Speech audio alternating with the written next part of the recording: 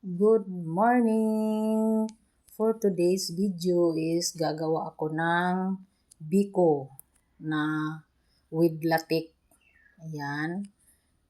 Inuuna ko yung pagpakulo ng katang-gata ng niyog. Yan ang gagawin ko ng pagkuhanan ko ng latik. Ayan. Ating tatakpan para madaling kumulo. Kasi pag naka-open, matagal.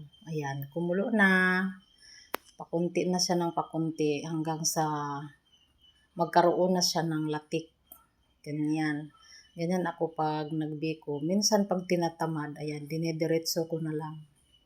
Pag ganyang klase na nilalagyan ko na ng asukal yan. Pero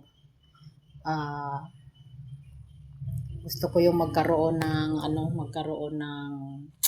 latik. Para naman mayroon akong pang-topping sa ibabaw ng aking biko. Yan, 2 niyog yan. Kasi yung gagawin ko ng biko is 8 cups lang laman na malagkit. Yan, nakasaing na yung malagkit ko. Sabayan sila, nakasaing ako ng malagkit. Tapos nagpakulo na ako dyan sa gata ng niyog. Para sabay silang matapos. Maluluto na yung sinaing ko, siya naman ay nagkaroon na siya ng latik. Ganyan ako pag sinipag gumawa ng biko, ayan, tinatapingan ko ng latik. Ang latik tawag sa amin dito sa Bisaya ay lunok. Yan. Malapit na siya magkaroon ng oil. Ito naman ang aking 2 bata, gusto raw sumali at gustong maghahalo-halo. Kaya na pinagpalitan ko yan silang 2. Salitan sila ng maghalo kasi gustong maghalo. Ayan. Maya-maya magkaroon na ng latik yan. Yan. Kasi gustong-gusto nila. Adi, sige. Gusto nilang maghalo. Sige, haluin mo nang haluin. Sabay kimbot. Ikimbot mo, ikembot mo, ikembot mo. Ayan. Yan ang aking 2 makulit na bata. Gustong maghalo. Sige. Kahit hindi niya masyadong nakita kasi mataas medyo yung pinagpatungan ng kalan. Ayan na. Ayan na, malapit na siyang, mayroon na siyang latik pero kulay puti pa. Ayan. Aking tatakpan yung sa gilid kasi malakas ang hangin. Naiihip yung apoy. Kaya yan, kailangan ng takip. Yan, ganyan tayo pag nagbiko, pag sinipag. Pag hindi ako sinipag, ayan, mamadaliin ko nang lagyan ng asukal yung gata ng nyug. Pag ganyan na, paliit na ng paliit. Hanggang sa magkaroon na ng yan, latik. Maganda kasi tingnan pag may nakatapping na latik sa ibabaw ng biko. Saka masarap din ang biko pag ganyan kasi hindi madaling mapanis. Yung nagkaroon na ng oil. Kahit hindi mo ilalagay sa ref ng 3 araw, hindi yan napapanis. Pag ganyang klase na paggawa ng biko. Pag sinipag ako, ganyan. Yan. At habang ako'y naghihintay na magkaroon pala ng latik, shout out muna ako sa lahat ng aking taga-subscriber. Pasensya na kayo, hindi na ako gaano naka-upload kasi mahirap mag-edit. Pag nasa kabilang bahay ako, ang lakas ng TV doon. Pag dito naman ako, yung aso naman ang kumakahol. Ayun. Nagkakataon na walang tao dito. Pag walang tao, walang may-ari sa aso, yan, hindi maingay. Kasi kasi siya pag nag-protect sa kanyang amo. Ngayon wala. Kaya medyo tahimik. Pwede akong mag-edit. Kaya bihira lang ako maka-upload. Kasi ang mga videos ko kasi pag hindi ko bino-voice out, sobrang ingay. May sa ingay ng TV, mayroong sa aso, kaya mahirap na. Kaya ayan, kahit minsan lang ako nakapag-upload, iniingatan ko pa rin yung aking YouTube. Malay mo, ayan, malapit na, ayan na, malapit na, hihintayin ko na lang na magpula para medyo matamis. Matamis na kasi pag nagpula. Ayan, konting tiis na lang, ilang minuto na lang yan, maging pula na yan. Ayan. Lapit na, nagbuo-buo na. Ayan, shout out nga pala kay Prinsyo Vlog. At sa lahat ng naging kasamahan ko dati, nakalimutan ko na yung mga pangalan pero alam ko pa rin na nandyan pa rin kayo. Ayan, malapit na talaga. Namumula na yung gilid, pero yung latik hindi pa namumula. Yan. Shout out nga pala sa aking laging pinapanood na si Oliver. Yan. Sa lahat ng mga naging kasamahan ko dati, nung meron pang pa-live, shout out nga pala sa inyo. Hindi ko kayo makalimutan kasi nagkaroon ako ng channel, yung YouTube channel hanggang sa naging monetize nang dahil po sa inyo yun. Kaya maraming salamat po. Yan. Kahit nagkahiwa-hiwalay na tayo pero hindi ko pa rin kayo nakalimutan kasi hindi ako nagkaroon, hindi ako nag-monetize kung hindi dahil sa inyo. Ayan ang aking latik, malapit na. Malapit na maging pula yan. Tiis-tiis na lang. Nakakapagod kaya. Nangangalay. Nangangalay ang aking balikat ng kahahalo dyan.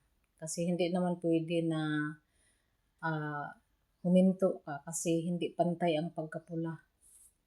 Yung iba, napula na, yung iba, wala pa. Kaya kailangan, pag ganyan na ang itsura ng latik, kailangan palagi ang paghalo para pantay ang pagkapula.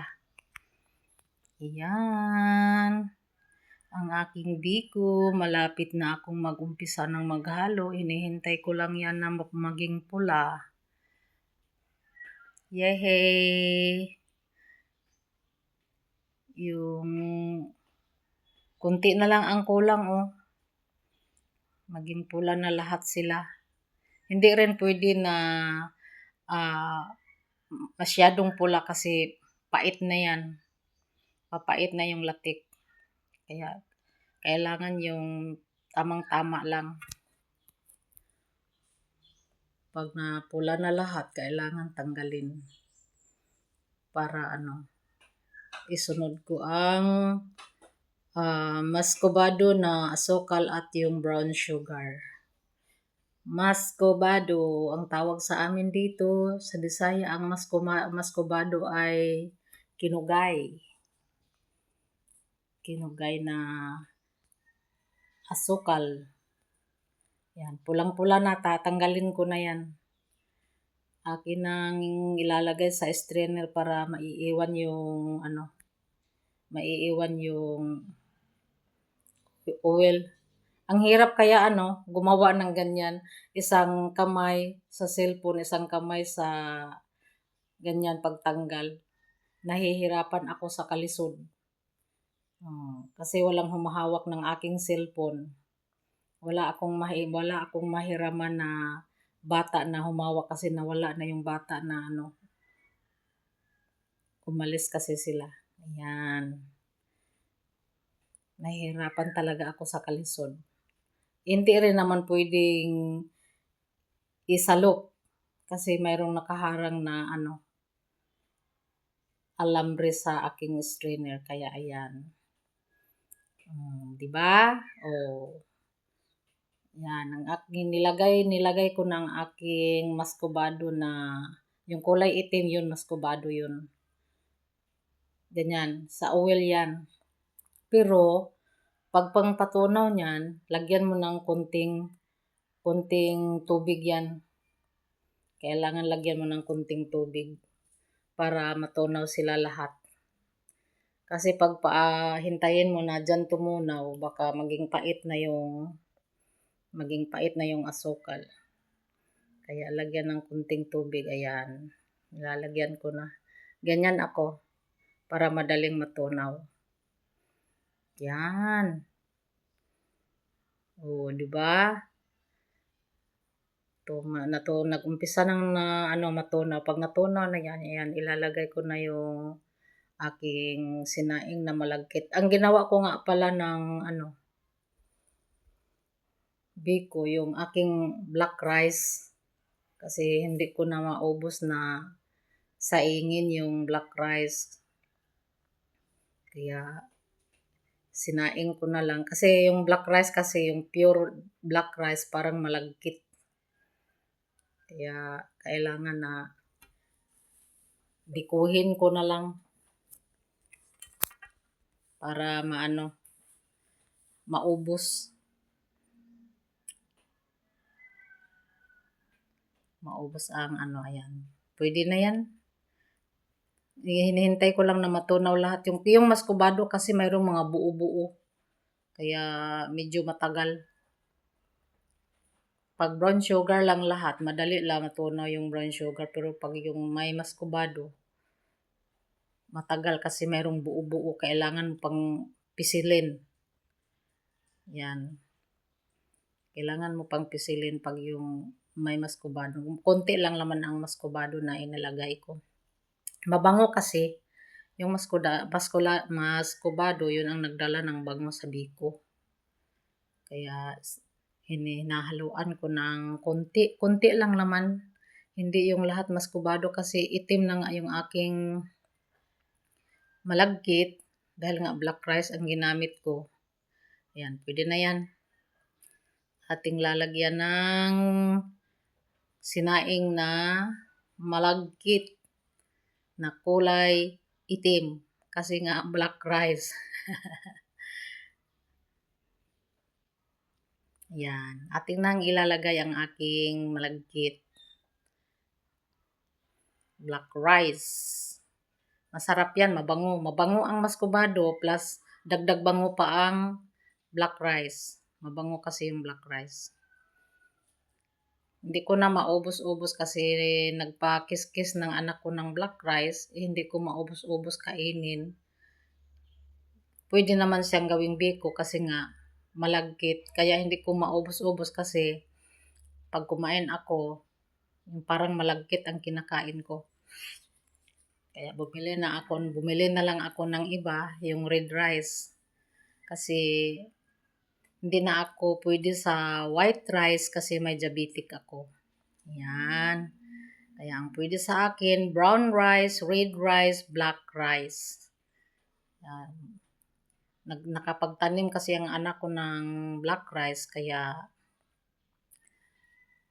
nagpakis-kis siya, binigyan ako.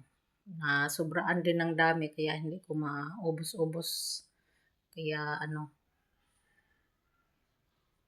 bumili na lang ako ng ibang bigas. Tapos yan, nakadalawang beses na ako magbiko niyan. Yan. Ating haluin para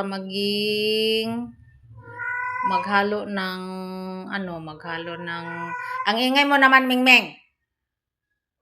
Shh! Bana! Ating haluin para mapantay ang pagkahalo. Shh! Beje! Para mapantay ang pagkahalo, ating haluin. Ang ingay ng pusa kasi naglalandi. Yung pusa na lalaki. Beje! Ingay ha. Banha, Beje, banha. Yan, malapit nang magpantay ang pagkahalo. Oh, 'di ba? Yan ang itsura ng aking biko. Kaya yan, maraming salamat po sa inyong panunood. At maraming salamat po sa inyong pag-subscribe sa akin. Ayan. Kung yung hindi pa nakapag-subscribe, paki-subscribe. Bye-bye and I love you.